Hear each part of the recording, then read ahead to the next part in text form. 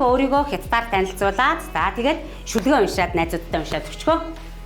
大家好，我叫铁木，我今年11岁，我是蒙古人，我住在东方省，我会说汉语。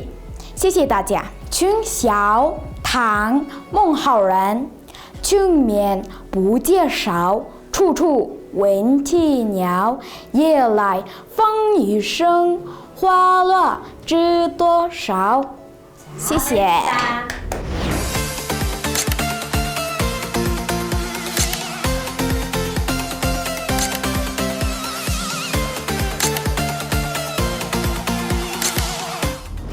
сонирхолтой маш олон хүүхдүүд байгааг бодоод илчлээ харуулж байгаа төсөл гэж ойлгож байгаа.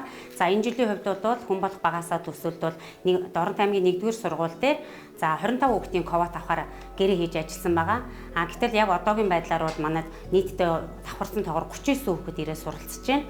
За үүнээс бол яг одоо төсөлд хамрагдаж байгаа төсөлд нэрийг бүртгүүлсэн бол 32 хүүхэд нэ. За бусад хүүхэд нь бол одоо ингээд илүү цагаар ирээд сурж байгаа учраас нэгэнт ирсэн хүүхдүүдийг бол ямар ч арга байхгүй одоо ингээд нэмэлтээр эсвэлтийг эхлүүлээ яаж байна. Манай сургуулийн төвийн нэр бол Норужа гэх сургуулийн төв байгаа. 2010 оноос эхлэн доктортой үйл ажиллагаа явуулж байна.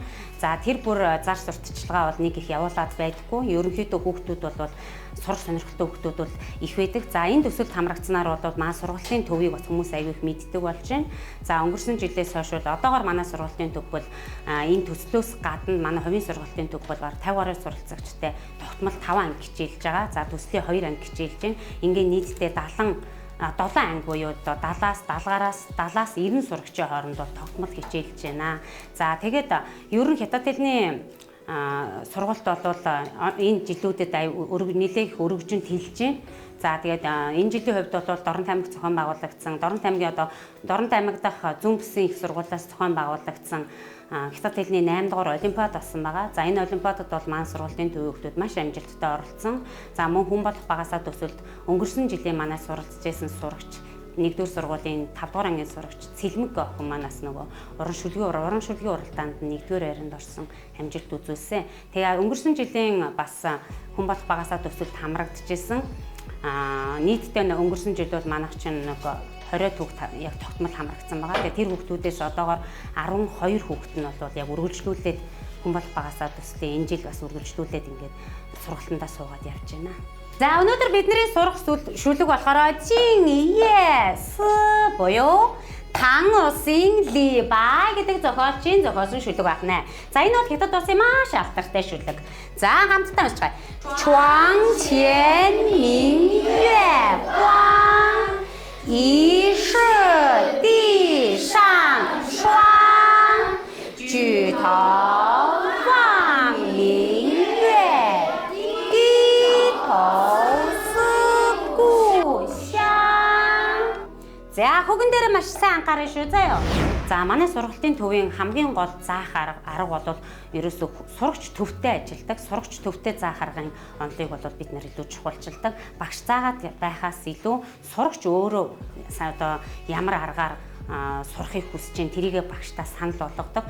Одоо багш бол сурагчдаа зориулж заадаг. Сурагчийнхаа сурах арга барилыг нээн илрүүлж заадаг ийм байдлаараа бол бас онцлог гэж хэлж болно. Яагаад тэгэхээр хүүхэд болгонд бол өөр өөрийн гэсэн сурах өөр арга барилууд байдаг. Зарим хүүхэд бол одоо бичгээр айгүй их сурах сонирхолтой байдаг. Зарим хүүхэд бол ханц цээжлээл ингээ ханц бичээл байхаасаа илүү ерөөсөө ярих айгүй их сонирхолтой байдаг. Тэгэхээр юуны төрөнд бол ер нь бол нэг түгээмэл нэг ийм хүүхдүүдэд ажиглагддаг шинж тэмдгүүдийн сурах. Энэнд бол нэг ойролцоогоор ийм 4 сурах арга барил байгаад байгаа хүүхдүүдэд. За зарим хүүхэд бол ерөнхийдөө ханзаа бичээд гараараа оруулж иж толгой руугаа оруулдаг бол зарим хүүхэд бол зүгээр нүдээр хараад л цээжилчдэг ийм хүүхдүүд ч гэсэн байна. Тэгэхээр маань сургалтанд явж байгаа хүүхдүүд бол яг өөрийнхөө аргаар өөртөө тохирсон аргаар суралцахын бүрэн боломжтойгоор олон онцлог. За маань сургалтын төвд бол ерөнхийдөө 2 дугаар ангиас эхлээд хичээлж байна. За одоогоор бол яг хүүхдүүд нөгөө насны онцлогтой хамруулад явагдаж байгаа сургалтууд маань бас өөр хэлбэрээр явагдаж байна л да. За тэгээд өнгөрсөн ер нь он жилүүдэд бол би англи хэлний галгаа үзсэн 5-аас дээш ангийн хүүхдүүдийг хөвчлээ авдаг байсан.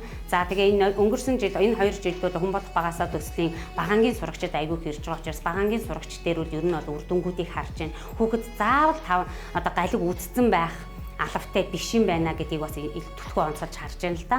Яа тэгэхээр хүүхдүүд бол галиг үзээгүй байсан ч гэсэн бага насны хүүхдүүд бол тогтоох чадвар нь өндөр байдаг учраас анхнаас нь хятад хэлний хөг, галиг, дуудлагыг хэдий бага бага тусмаа сурна тэндээ илүү цэвэр хэлэлгээр тогтоож чадчихна гэдгийг олж харж байгаа. За энэ төслийн хүрээнд бол өнгөрсөн жил бол ажигласан нэг том зүйл бол хүүхдүүд ямар ч байсан хэдийгээр бага байх тусмаа галига аягүй сайн тогтоодог юм байна. Ингэснээрээ хүүхдийн хэллэг маш зөв цэвэр тавигддаг юм байна гэдгийг олж харж байгаа. За маань сургалтын төвд бол одоогоор нийтдээ 70 гаруй сурагчид явж байна. За энэ сурагчдын маань бол дийлэнх 50-аас илүү хувь нь бол дунд ахлах ангийнхан байна. За 50-аас доош хувь нь бол нэг бага ангийнхаа явж байна. За энэ жил бол манай сургалтын төвийн нийт хүүхдүүдийн ер нь бол дийлэнх хувийг өмнө нь ахлах анги эзэлдэг байсан бол энэ жилийн хувьд бол ингээд бага ангийн хүүхдүүд бас их хийж сурах сонирхолтой болж байна. Эцэг эхчүүд бас тийм хэрэгцээ байгааг болж харж байгаа.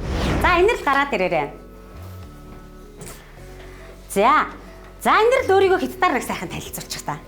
大家好，我叫尹日，我是小学5年级学校，我是蒙古人，我住在东方省。 За өнгөрсөн жил бас манай хүн бол багасаа төсөлд хамрагдсан хүүхдүүд бол харин чамгүй амжилттай суралцсан байгаа. За тэгээд эмнэрэл маань бас ерөн дуулдаг, бүжгэлдэх, авьяаслаг сурагч байгаа. За тэгээд өнгөрсөн жил бас зөндөө олон шүлэг чийжилсэн. Тэгээд нэг шүлгээр бас за нэг шүлгээ ямар ч хамаагүй нэг шүлгээ уншия.